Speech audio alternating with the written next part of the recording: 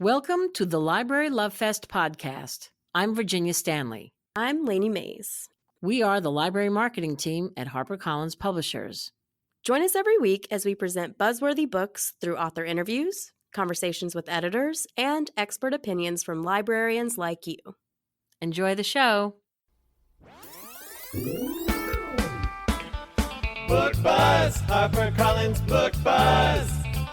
Check it out. Do-do-do, Book Buzz, HarperCollins Book Buzz. Brought to you by Library Love Fest. Welcome back to the Library Love Fest podcast. I'm Lainey, and I'm here with Virginia.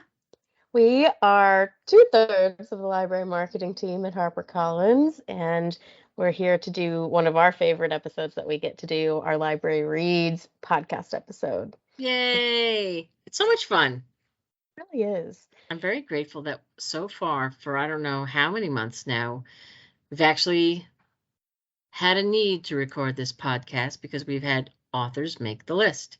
Yeah. I want to say, don't quote me, but I want to say since the time we've started doing this, which was, I think the first one we did was Peter Swanson for a couple of books back, so a couple of years. Whoa. I think we've only not done one once. Really? I'd have to go check, but I think so. I totally just quoted you. Let's record it so it's out there now, but check me if I'm wrong. That means you're listening. So. That's right. Oh, well, Virginia, usually we do a little wrap-up of what Library Reads is, if you want to give them a little info session. I would be happy to. So every month, Library Reads releases a list of 10 titles that have been selected by librarians across the country. They've been voted on by librarians across the country. Now, let me be clear. You just need to work in a library. You don't have to have your library degree. If you work in a library, you're eligible to vote for Library Reads. And so there are 10 spots every month. So of all the books published in every month, 10 are voted on. 10 make this list. And then in addition to that list, there is the Hall of Fame list. So to keep this list fresh and to give all authors an opportunity to make this list, they've created a Hall of Fame list. So if an author has made the list twice, the top 10 list twice, then every time after that, if they are selected by voters, and if they make the list, they are automatically placed into the Hall of Fame, so that the top 10 list is always fresh and new and open to writers who haven't made the list more than twice. That is it. So if you work in a library, you should be voting for Library Reads because it's super simple to do. And have your voice counted. Why not? You should. Everybody wants to hear from readers, especially those of the library ilk. Love that. And a little secret, if you work in the library, we can whitelist you so that you can download all the e-galleys and not have to wait for approval. And then that's how you vote for Library Reads. So got a lot of incentives to do this. So we really enjoy getting this list in. Yeah. You can find all about it on libraryreads.org. And they have all the previous winners. So it's it's a really cool list to go back and look at.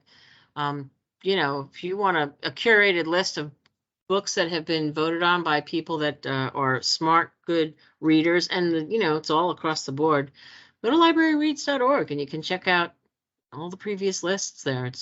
And you'll notice that HarperCollins is on that list quite a lot. Quite a lot. And we're adding to it because this month, good segue, right? We have 2 books that are being represented in some form or fashion on the Library Reads list. One book that made the top 10 that we are just so excited about. Now Is Not the Time to Panic by Kevin Wilson. Woo! We're so excited. We love Kevin, and the books every single time blow us away. And then additionally, Olivia Dade has officially made the Hall of Fame list with Shipwrecked. We're so excited. Olivia previously had All the Feels in October 2021 and spoiler alert in October 2020. So this is our third time on the list, so that means she moves to the Hall of Fame list and she's forever in the Hall of Fame. It's a big deal. Yeah. Yeah. So it's so cool. And after this, if Kevin Wilson makes the list again, that will put him in the Hall of Fame. You may have said that. I was daydreaming about Kevin Wilson and how much I love his writing. I didn't know.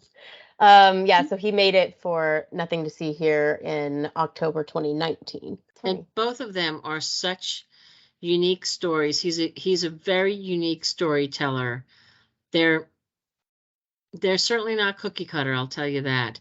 And the characters that he writes of, boy, what a brain. I'd love to take a little boat ride in his brain because it's gotta be fantastical, because he writes stories that you think are implausible, and yet you're there with him all the way, and you buy it all because of the characters, I think, you know? Yeah.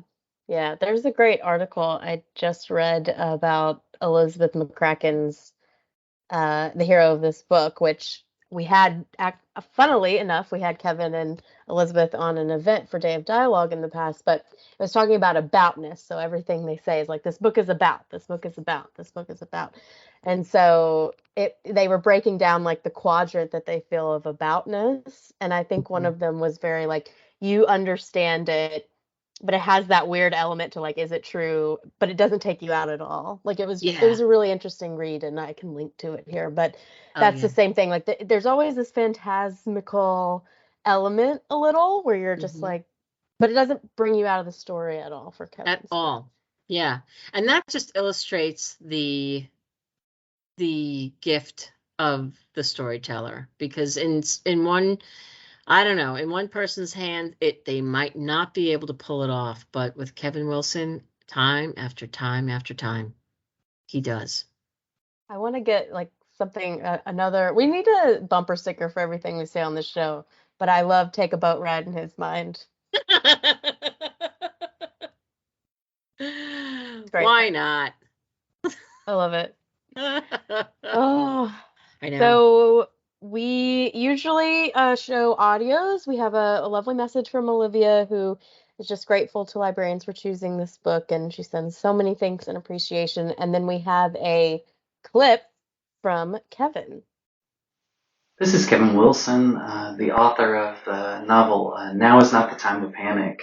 And I just wanted to take some time to say thank you to all of the librarians at all the libraries who put forward my novel. I can't thank you enough. It means the world. Libraries have always been such a huge part of my life, the way they kind of open me up to the larger world.